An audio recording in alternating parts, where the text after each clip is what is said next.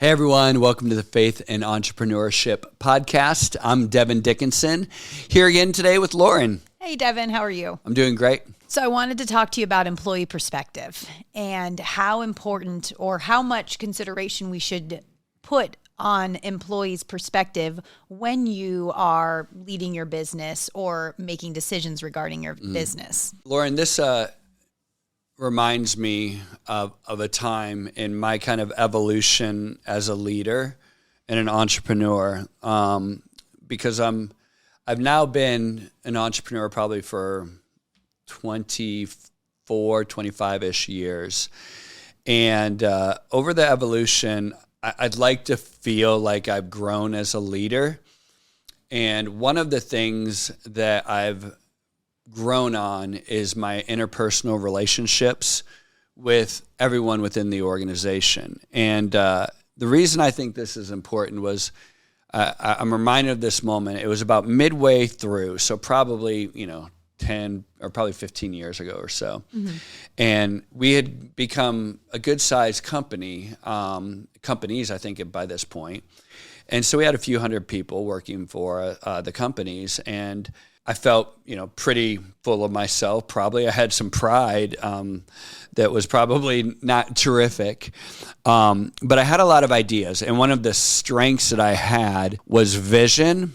Mm-hmm. And I've always been a pretty decisive person. So I would see things within our organization that needed changed, right? And so I would come in and literally overnight shake up the organization, and we would bob and weave and constantly changing.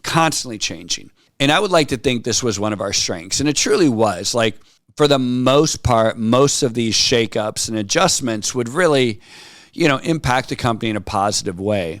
I was just very passionate around this. And I'm like, it has to happen now, right? Mm-hmm. And so the company started to evolve evolved basically to my way of thinking. But I had one of my leaders who I really respected at the time. He kind of like one day pulled me aside, and he took some time to really, like, you could tell it was on his mind, right? Like, he'd given a lot of thought. And he pulled me aside and he sat me down and said, Devin, listen, he goes, I think your vision's great. He goes, I think you really care about people. I think you love people. I'm not questioning any of the motives here. I think everything that you're doing is correct. But Devin, he said, if you want to go to the next level of leadership, he said, you have to understand that when you make these sweeping changes, that people are going to see, like, well, how does this affect me? Mm-hmm. And all that you're doing, Devin, is going, this is the right decision for the company, so we're doing it. Yeah. And he said, I'm not telling you not to do that. Like, he's like, we need to make these changes. This is great. But what if you took a perspective from the individual employee's perspective and think through, before you deliver this message, how it's going to impact them? Mm-hmm. And if you can get down to if you can explain the vision of why this is a good idea for the company, but also get down to individually how this is going to affect them in a positive manner, or at least try to make things a win-win-win, or if in some cases, even if there is like kind of some negative implications for that person, how you're going to communicate to them and acknowledge that. Mm-hmm. Acknowledge that, listen, I'm going to ask you to do some hard things here. If you can acknowledge that and, basically give them kudos, maybe adjust their compensation, maybe adjust their title, do something for them individually that makes them understand that, listen, you care for them as a person and how this greater change can possibly impact them, even if in the short term it's going to be hard or, whatever. He's like, you're going to reach this new level of leadership because people already believe in what the company's doing, and they think they know you, but like now there's like 3 or 4 levels down, 5 levels down in some cases. Yeah. If you can actually be able to, that people see that you care about them individually, your leadership is going to go to a new level. The companies are going to go to a new level. The passion that people work for you will go to a new level. And he was 100% right. Whenever we go to make a big change, I want to think through how this affects everyone in the organization. And I want to make sure that I communicate to our folks that we need to take the time. Now, it doesn't always have to come from me now at this point, but that everyone at each level understands how this affects their level and the people underneath them, and effectively communicate and make sure people are taken care of, make sure that we acknowledge them, that we're grateful for them, and all of these different things, and oftentimes sacrifice that happens in the midst of change. And it's really empowered our company. And, the flip side is that I have a friend of mine who was kind of sharing with me how his wife was really, really upset because overnight her commission plan changed. No one communicated the why behind the what. And people kind of knew, right? Like they knew the company wasn't doing terrific. Like they kind of had a struggling year, but no one wanted to admit that. No one wanted to say like, oh, hey, we're struggling right now. Yeah. So instead, all they do is just cut commission plans via an email. Brutal. Yeah. Brutal, right? And I'm not here to debate. I don't know that company. I'm not here to debate whether cutting that was the right idea or not. But I guarantee there's a better way to do that, right? I guarantee that really kind of getting down to each individual level and explaining to people like, listen, this is a decision, and we understand that you probably aren't going to be excited about it. But let me explain the why we're doing this behind the what we did. And, because in this scenario, again, I don't know exactly what happened, but it was probably either cut commissions or we cut 2 people out of your department who you all have been here for 15 years, 20 years. Nobody wants to see 2 people lose their job.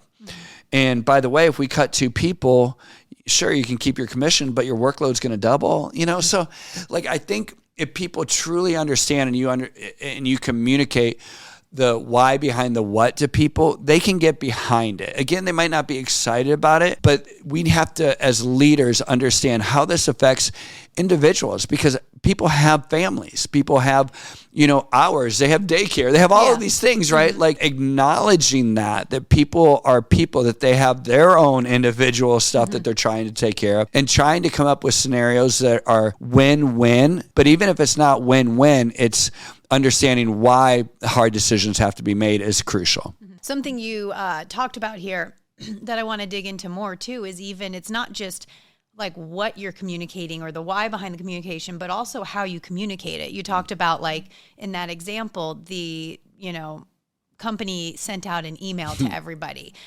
How, how do you think about, like, okay, how should we communicate this? Should it be an email? Should it be for managers? Should it be an all-team meeting? Yeah, people become very tone deaf, right? Like, to the messaging, and think, well, I've spent hours agonizing over this whiteboard as the CEO of the company. I sat down with the CFO, and we have to make hard decisions. And, okay, great. Like, that is your job, to make the hard decisions. But it's also your job to make sure that things are communicated correctly. And I'm going to tell you, email, not normally the right way, right? Like, and like, so each layer, like, people need to take the time to communicate layer by layer by layer by layer how things are going to be impacted and why they're going to be impacted. And then you also have to understand, like, hey, doing all of this and then taking a huge bonus, is like, that's a no-go, right? Like, we don't do that, right? Like, that's tone deaf. And it's wrong. I think people really understand this. So Jim Collins wrote, he's one of the great authors of business books, right? He wrote Good to Great. This is one of the most famous business books. People have to read all the time at university. Well, he also writes a follow-up to Good to Great, and it's called Why the Great Fall. One of the big underlying lessons is that the way companies got really good in the first place, they're really great in the first place, was because they're in touch with their people. And they understand the front lines. Like, they understand what's going on with the customers. They understand how their people feel. They understand company culture. And, like, there was this resounding common denominator on those good to great companies, the great ones that fell. One of the underlying common denominators was that they used to be good at that, and now they're not. They've lost touch with the front lines of the people. They've lost touch with, like, what's going on inside their organization. And most of the time, it's because of tone deaf stuff like that, where people, begin communicating via email, overnight decisions, things that like could be the right decision for the company on, a spreadsheet. Yeah. But like communicating that down and making sure that the people understand and can get behind the changes, like they got lost. All of a sudden people became numbers. All of a sudden they weren't respected, or they didn't feel respected. And they're like, there's nothing worse for an individual, as we all know, than to feel not respected or not valued within your organization. And when you do things quickly, like I was doing, and sometimes these great companies that fell do, and you don't take the time to effectively communicate to everyone within the company, you end up with a recipe for disaster.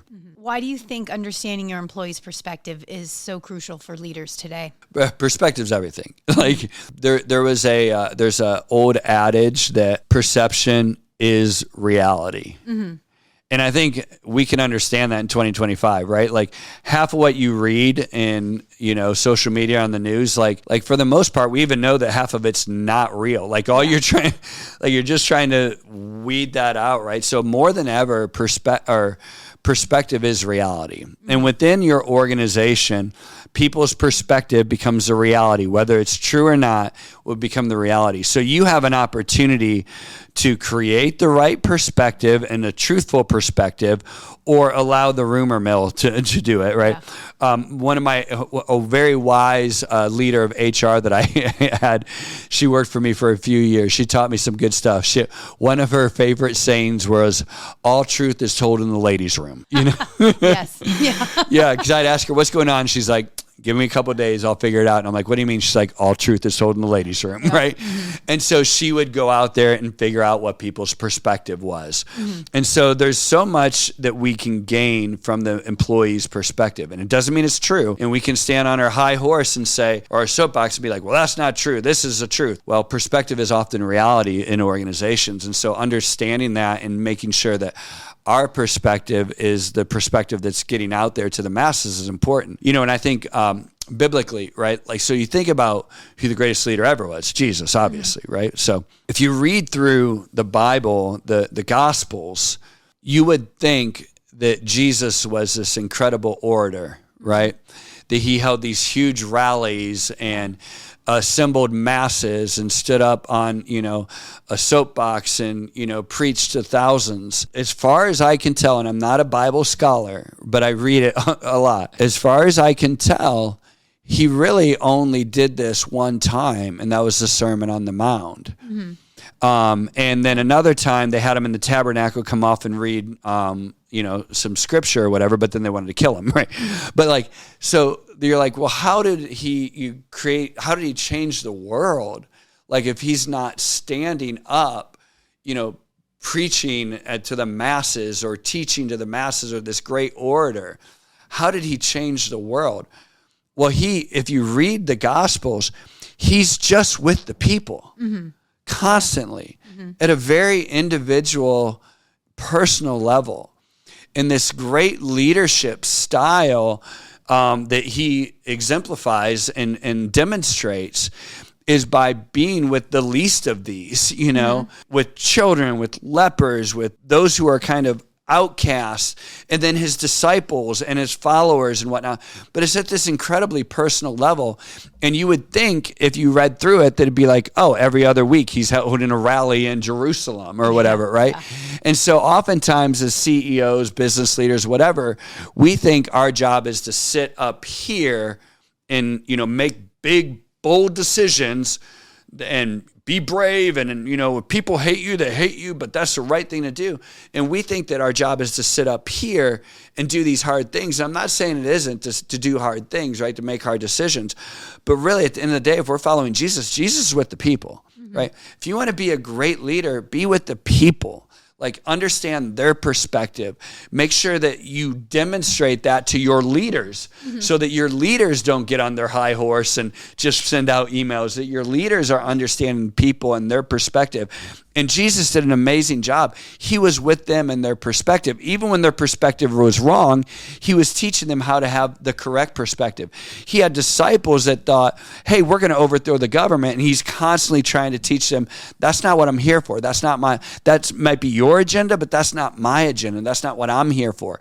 And so I think as we are with the people, we can get our perspective and what we're trying to do down to the masses. And that's truly when you create an organization that everyone is going the same way with passion and zeal. So how do you practically get with the people, especially if you're, maybe you're a leader of a company of 4 or 5 people to a company of 700 employees? What are some practical steps you can do to find out what they're thinking and feeling? Yeah, so practical stuff is literally like doing 360 surveys, right? Like this is super practical. Like 360 reviews, right? Where you send out, like, everyone in the organization has to do like a 360 review, and then actually doing something with them. I've met with one of my companies was really struggling. I wasn't leading it for a while. And one of the frustrations I heard when I came back and took it over is they said, Devin, we would do these 360 reviews twice a year. And in the beginning, everyone was incredibly transparent and like so excited to do these reviews because they thought there's going to be real change. Well, what happened, it was, here's a 360 review group. Hit the shredder, right? Like nobody did anything with it, right? So literally showing your people, hey, we're going to do this kind of stuff. Like everyone within the company, including myself, is going to be reviewed, right? And by the way, and when we see stuff, we're going to make changes, right?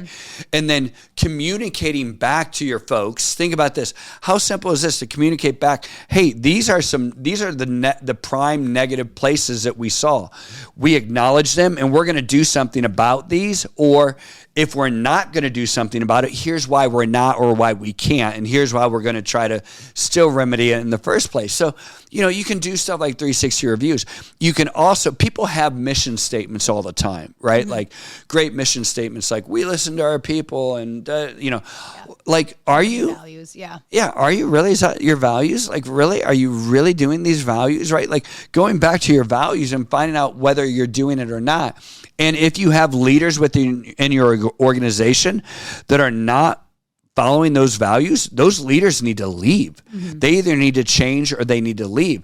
And again, they're going to look at you. For me, there was several times in my company when I found out that there were people within our organization that were not living by our values. And I had to personally go in and remove those people.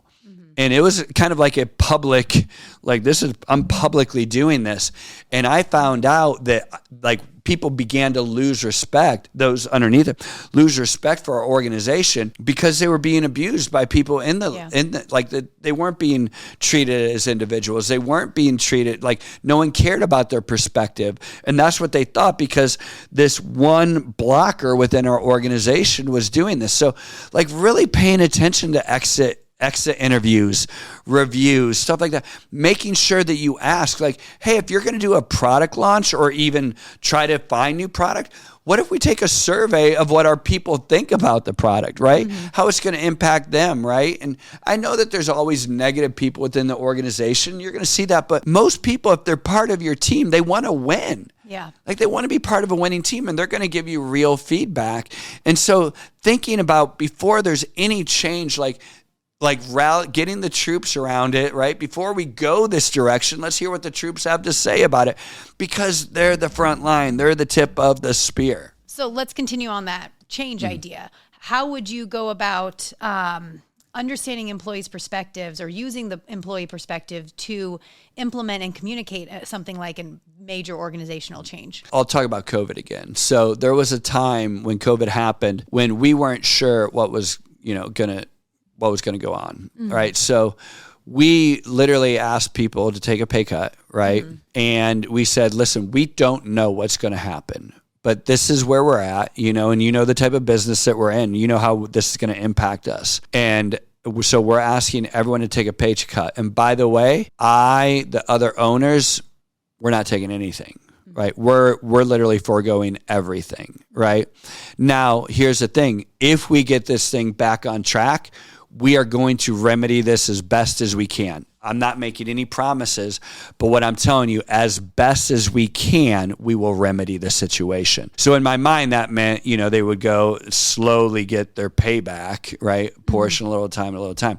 Well, thank God in this scenario, everyone was able to get their payback and we were able to back pay them and everything. Like it was come out amazing. But because we effectively communicate the why and behind the what, and also like what it meant to us too, how this impacts everyone at every level.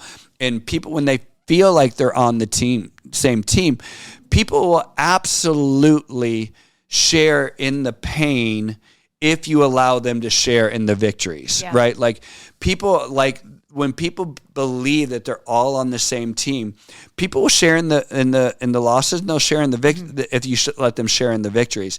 And that's only done through communication and effective leadership. And so, in this scenario with the people with the commission plan, again, I don't know the details of that company. I'm not judging them for anything, but I'm certain that they could have said, here's why we made this decision, right? And the problem is a lot of times people don't like to have that kind of transparency because they think that's weakness. Yeah. In my mind, I think that's strength. If you are strong enough to acknowledge your weaknesses, it takes a strong woman, a strong man to acknowledge your weakness, right? Way more than it does to overcompensate, right? Yeah. And so when you say this is the struggle that we're having right now, you demonstrate strength, you demonstrate confidence, and you're saying listen, it's vulnerable, but it's also showing that, listen, we are not putting our head in the sand. There is an issue. We're dealing with this issue. It's going to be painful, but we're not afraid to deal with issues. And we're confident enough to say that, hey, we're not a perfect organization, but we want to be. We want to be. And we want you to be, we need you to share in some pain, but we also want you to share in some victories when we beat this thing. Yeah. I love what you said a couple minutes ago, is that, or you emphasized it a couple of times, that we're on the same team. I think when you bring employees' perspectives into it, it shows you believe you guys are operating on the same team, where if you're not bringing employees' perspective, it's me up high and employees down below. Yeah. One thing I learned very, very early in business is, I don't want to say completely, but I stopped using the word I when it came to the company. And I would always say we. And whenever it was mistakes, I would say I. Okay. So if there was a negative, there was something wrong that happened, I would say, guys, I did this, I made this mistake. But whenever we'd have victories, I would always say, guys, we did this. We hit this goal, right? All of these different things. And so as a coach too, I've always tried to say, when the team loses, to me as a coach, I feel like I have let the team down. Okay. But when we win, it's the players win, right? Yeah. And so when you take that kind of a leadership approach, and it's not this holier than thou, falling on the sword, look at me, but really I think that that's the type of leadership that people need. It's that I personally am going to own the mistakes, but we get to have the victories. And again, now you are creating a perspective of people that want to follow that leader. Yeah. They want to follow a leader that allows them to celebrate, that give, and you see this we see this all the time. And Lauren, I think you've even shared that you work for people like this, where anything good that someone wants to claim, I did this, right? Nobody wants to work for that leader, right? Yeah. When it's no, we did these great things, and anything bad, I own that mistake. And so now you're from an employee perspective, that's someone they can get behind, even when times are tough. So last question for you. What can our listeners do this week to start incorporating employee perspective into their leadership style? I think, first off, acknowledging when you haven't been. Okay. So when I went back, I told you that one of my companies was having a really hard time. I went back and I acknowledged they had been let down. And I said, I let you down, because I was still an owner during that time. And I was like, I let you down and I'm here to make things better. Right. So I think first off, there's like acknowledging when you have done something wrong, acknowledging I have not been listening to my people. I have not taken into consideration your perspective. Like people, we all know we're not perfect. And when people own their mistakes, that allows things to be level set. So if right now I would encourage you, if you have not been taking an employee perspective, acknowledge it. Say, I acknowledge that I have not done a good job. And then say, here's some things that I would like to do to try to make this better. I'd like to do a 360 review. I personally am going to go through the last, 10 exit interviews of the company. And I'm going to personally review those. And then, by the way, I'm going to now circle back with you in 60 days, 17th or whatever that date is. I'm going to circle back with you in 60 days, and I'm going to give you the results of what I found. And when you do that and you go full circle and you come back and say, these are the results I found, and now this is what I'm going to do about it, and then they see you do things about it, now there's going to be real change, right? Lip service will absolutely destroy an organization. Saying one thing and not following through is going to be worse than it was before. So if you commit to these things, by golly, you need to do them. But you can change this culture overnight. Like that, these are very practical things that I did. Like we literally, when we got back our 360 reviews, and we were very transparent. We're like, we are failing you here, here, here, here. We're doing good here, here, here. And by the way, out of these 5 things, 2 of them we can't do anything about. I'm just being honest with you. We can't do anything about these 2. But these 3 things we can do something about. And we went and we did it. And then we came back another 60 days after that and we showed what we did. And we were able to get people back on our team and go, they do care about me as an individual. They care about my perspective. And again, that truth being told in the ladies' room, things changed, right? Yeah. We started to get the feedback we were wanting, and it's like there was this kind of dramatic shift in the company. So you can do it. Absolutely. You can change perspective.